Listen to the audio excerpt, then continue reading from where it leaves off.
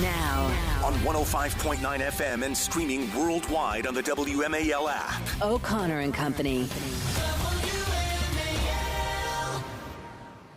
It's 7:06 here on O'Connor and Company. Thanks for tuning in here. It's a busy Tuesday morning.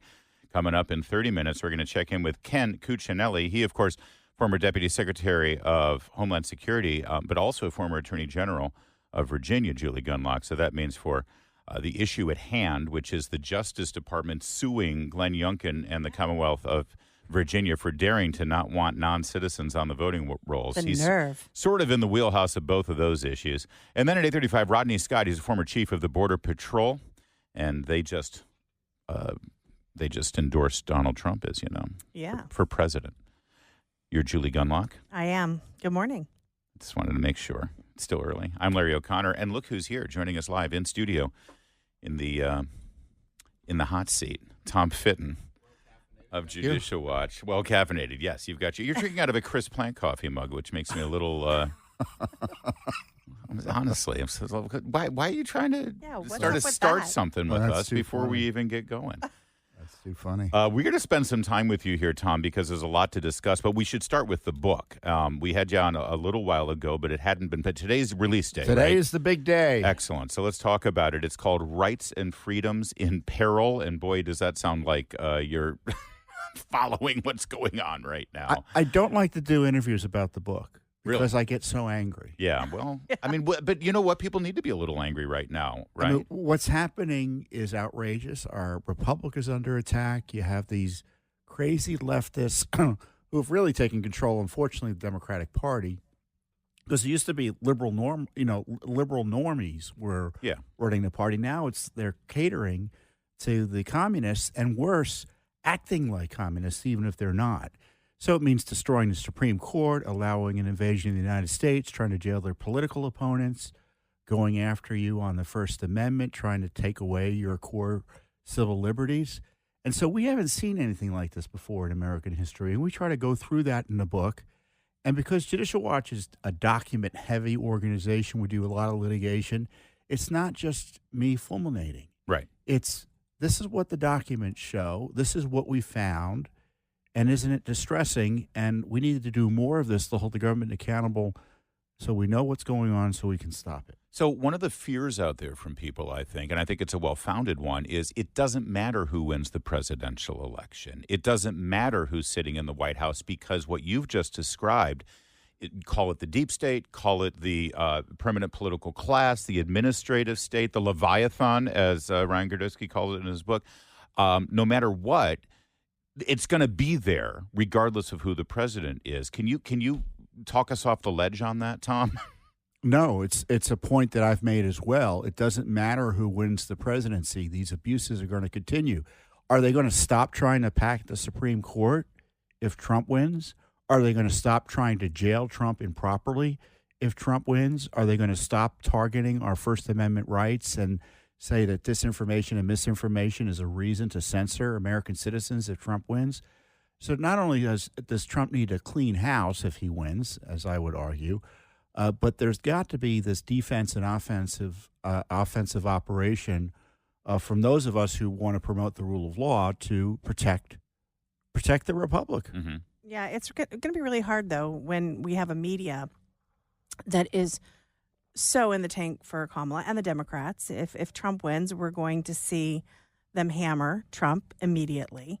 You talk about this in your book quite a bit, and we're already starting to see, like on the Hill this morning, there's a headline, "The Return of Family Separation." They're already kind of, going to hit that drum, but there's 300,000 migrant children that are missing in this country that the media doesn't focus on. How do Republicans deal with that? I mean, J.D. Vance has been excellent. He's been masterful at dealing with the media. But in general, what would your advice be to politicians who are going to be smeared by the media? Well, first of all, you need to figure out what you're going to do and do it. The idea of family separation now being an issue. It's okay to traffic children away from their families into the United States, but to send them back home to their families or with their families back home is something that's inappropriate.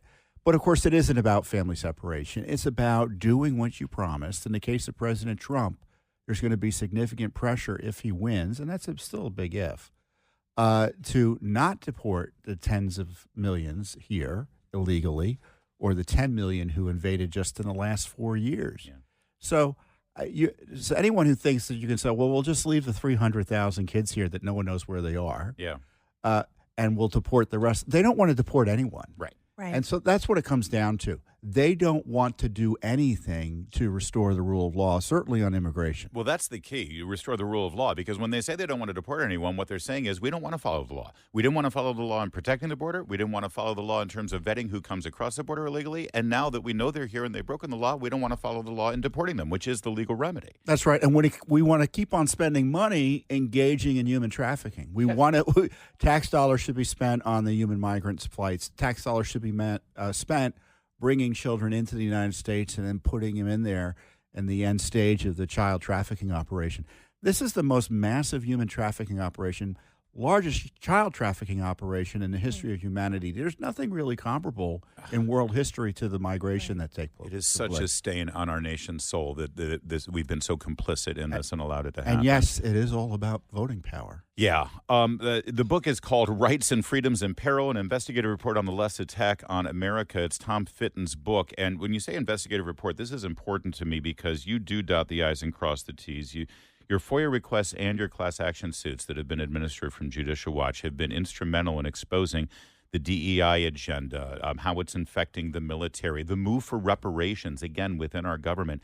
Can you give us a bit of a picture in that stuff specifically on this new DEI Marxism that has infiltrated the government? Yeah, when you talk about like the left abandoning the Constitution, I mean, there's the idea of you don't discriminate, at least at the government level, is a constitutional issue.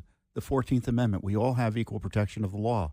They've given up on that. Yeah. They don't pretend to support civil rights anymore, which makes me think they never thought they didn't protect. Well, if you look at the Democrats' history, that's pretty clear. Right. Yeah. So in places like Evanston, they want to give you Evanston, Illinois, is the first place where they actually have reparations in place. They give you $25,000 simply because of the color of you have to be a resident or a relative of a resident in some way. Mm-hmm. But otherwise, you have to be black. And in Minneapolis, they have a teachers' union contract that requires, in the case of layoffs, seniority protection for the more senior people, unless, of course, that person is white. Oh.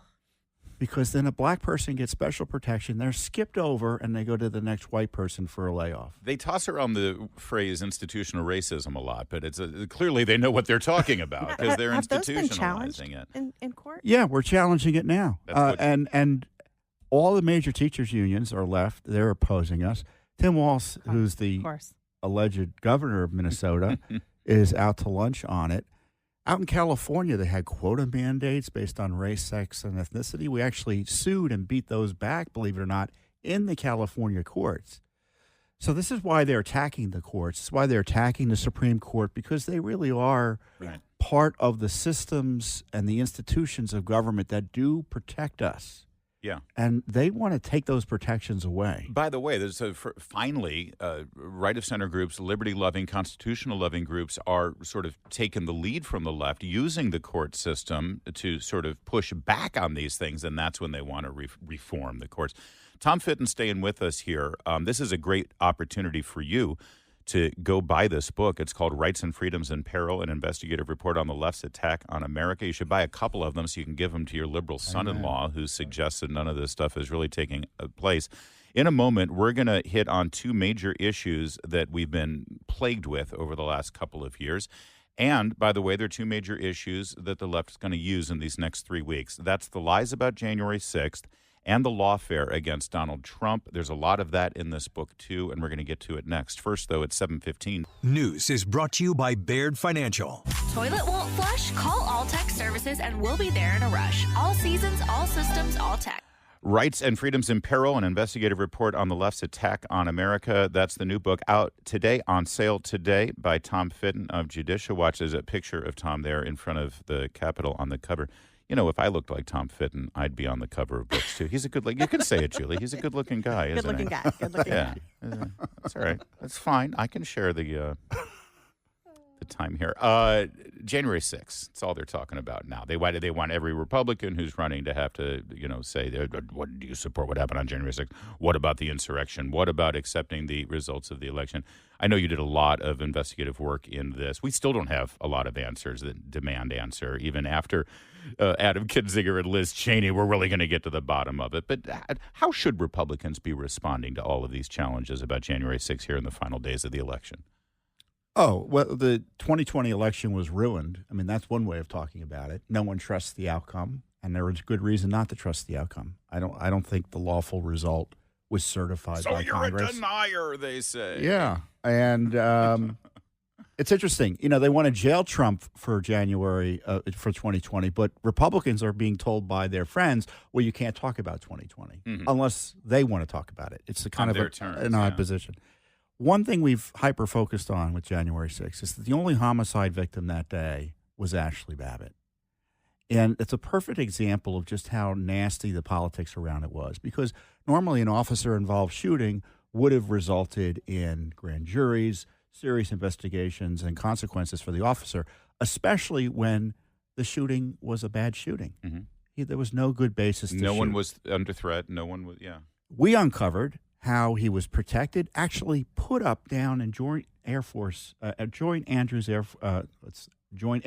Andrews, right. Yes. I called it Andrews It's Air Andrews Force Air Force Base, for right. crying out loud. Joint Base Andrews, for 4 or 5 months, 6 months as much, in the general quarters in the hotel there, courtesy of the taxpayer. Really?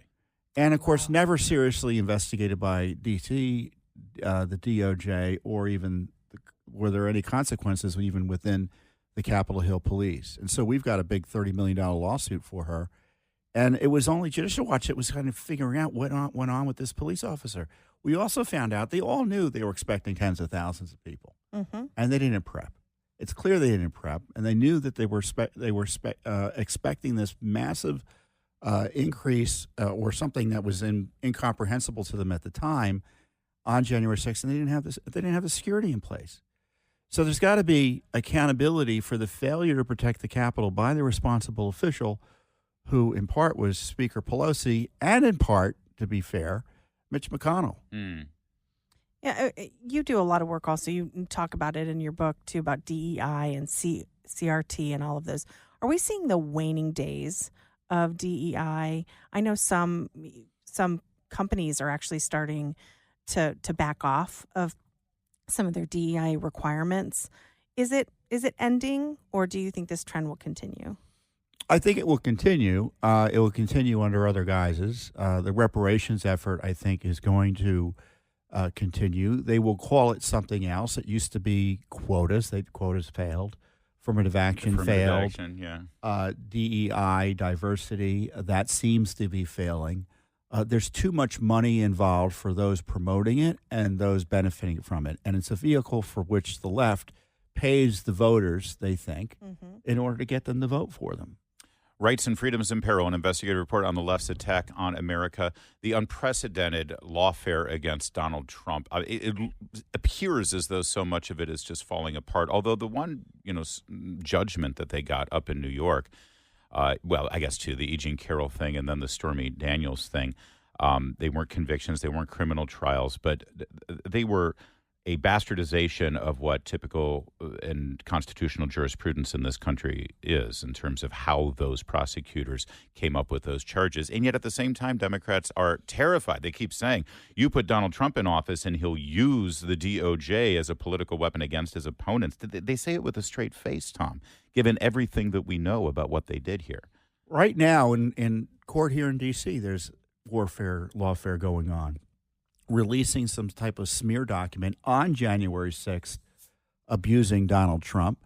And on top of that, you have the continued attack on Trump up in New York. Yeah. One of those was a criminal conviction. And it's still hanging over. Oh, the real estate. He's still over. And or the Stormy Daniels. And he's still being subject to gag orders. Yeah. So he can't even fully talk about what went on. Nothing like that has happened before in American history.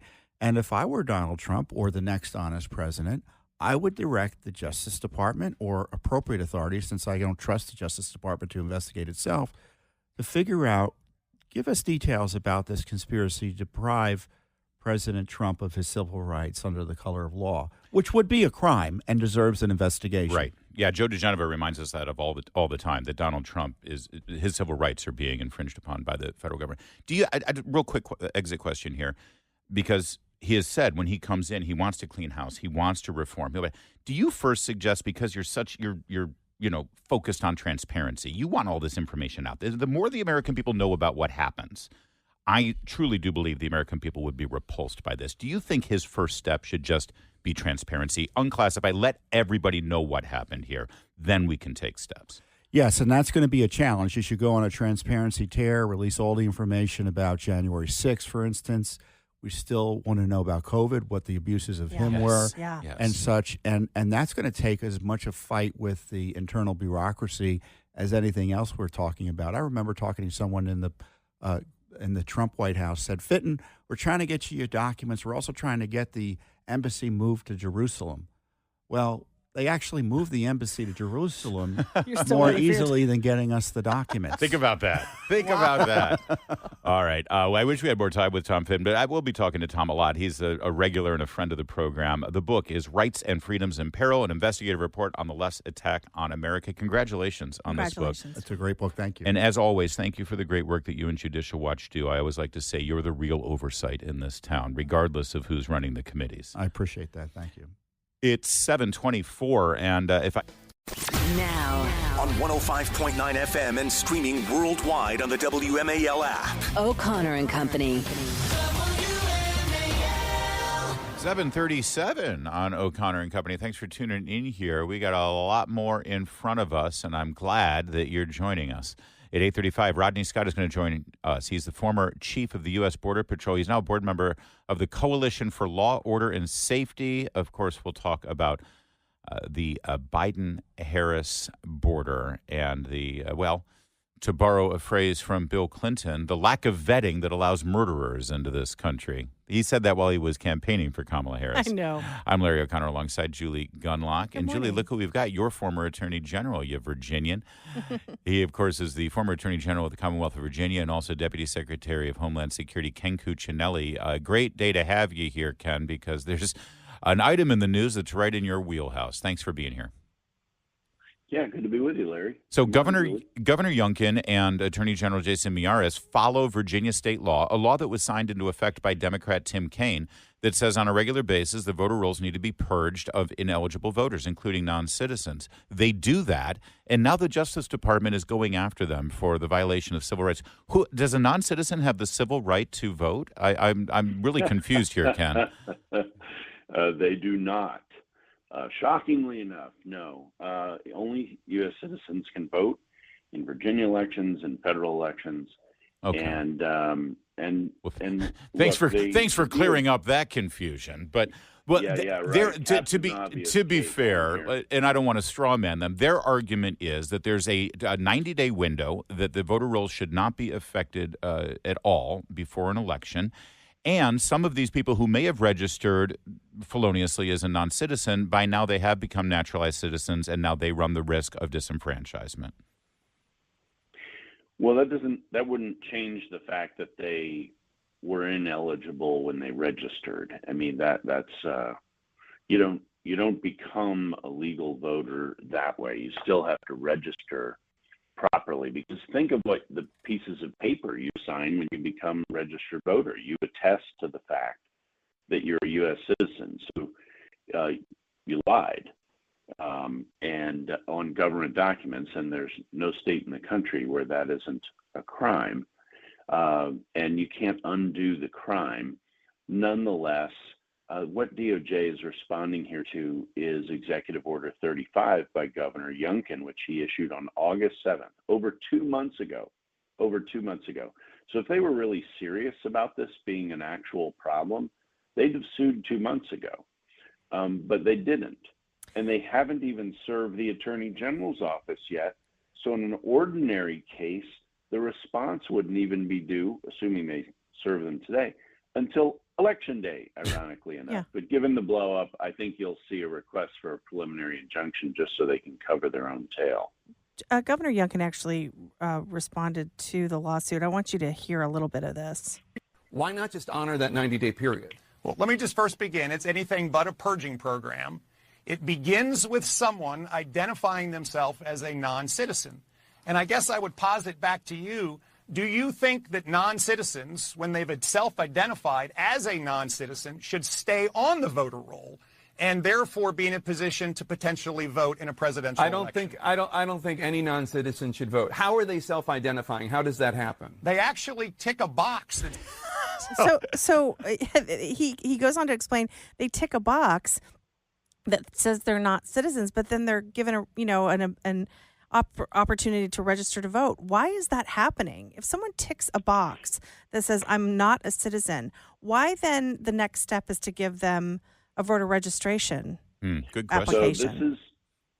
So it isn't, I'm not so much sure they are given a voter application as they're automatically registered. Yeah, and this is one of the problems with automatic registration systems that many states have, is their systems get in the habit of dumping every name onto the voter rolls, even when the non-citizen tells you they aren't qualified, which is what Governor Youngkin is describing there. So this is an effort to go back and fix that mistake. So if the voter rolls are not to use their language, but if they rid the voter rolls of these non-citizens, but they haven't fixed that, check the box and then they're automatically registered, then we're just going to have more of this. So are they fixing that simultaneously with removing these names?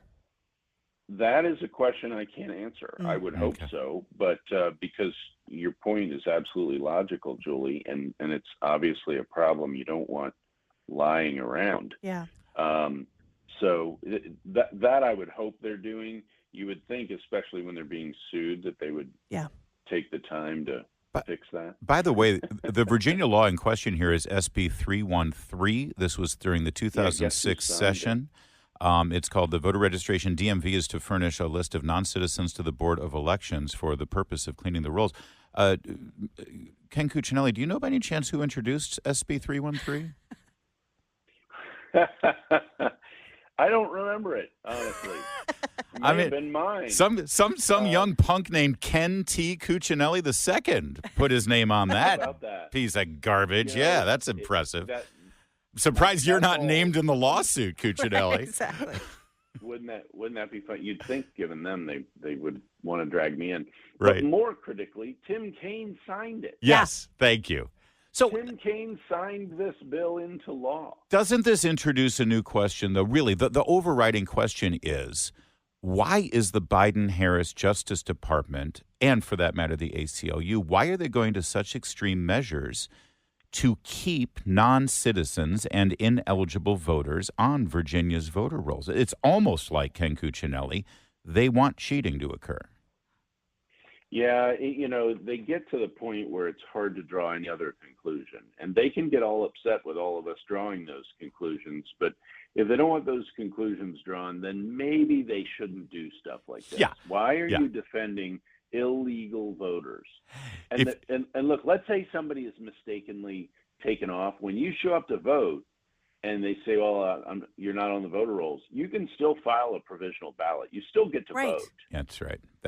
There is a safety mechanism here, so everybody knows that. If they don't like us claiming that they're rigging the election, maybe they should stop acting like they're rigging the election, I guess is what you're saying. Ken Cuccinelli, always great to talk with you, sir. Thank you. Talk.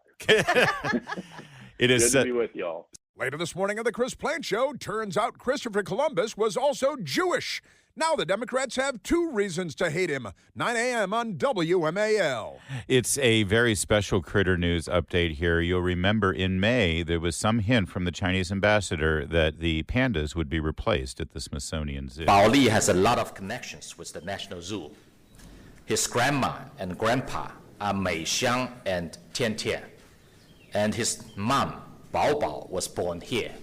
There you go. That was the announcement that there was going to be some lineage here in the new pandas that would be coming to replace the ones that were absconded by the Chi-Coms. And now apparently they're en route last night. Harry, don't mess anything up. They still could turn the plane around. I don't care. I don't care. I like the red pandas. They're enough for me. I don't need these slovenly, dirty, Bill likes lazy. the pandas. So Well, that's right. Bill Hess, our boss, love it. We love the pandas too. We love the pandas. So excited for the pandas. You know what? We went to the zoo this summer without the pandas. It was a delightful experience. Okay, That's gonna fire you. It was not overcrowded. We are happy the pandas are coming back. Yeah, I guess. Yes, it's pandemonium over here. Oh. I do agree that the red pandas, I mean, people. They're fantastic. Seriously. Rusty's the best. It's Bao Li and Qing Bao. You can just say Bao Li and Qing Bao. You don't have to do the. They're on the journey right now. They're in a FedEx cargo jet. Guess what they call it? Panda Express. Which, of course, makes me want to have some orange chicken and fried rice. Yeah, exactly. Hey, for all you know, at Panda Express, you're eating panda. Come on. Stop it. What else is going on in that orange chicken? It could be, it's orange chicken with quotation marks. I'm not so sure. Anyway, it's flying. They're supposed to land here at like 9:30 or something. You sound so thrilled. You know what? Could you pick it up a little? They're supposed to land here.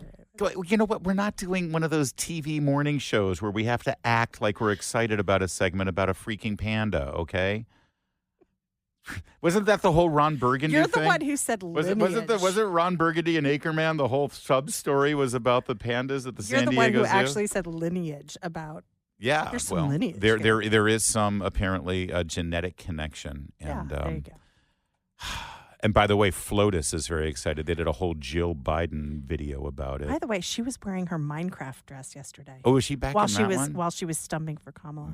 Well, it's been 11 months without any pandas, and now we're going to have some Bao Li and Jing Bao. Can you just say it normal? I can't. Just say it normal. How do you say enchilada? Enchilada. So the panda diplomacy will be back, and just in time for the winter, which is the best time to go to the zoo. Thanks a lot, Xi Jinping. Thanks, Biden. This never would have happened if Trump were still in the White House. It's 7:54.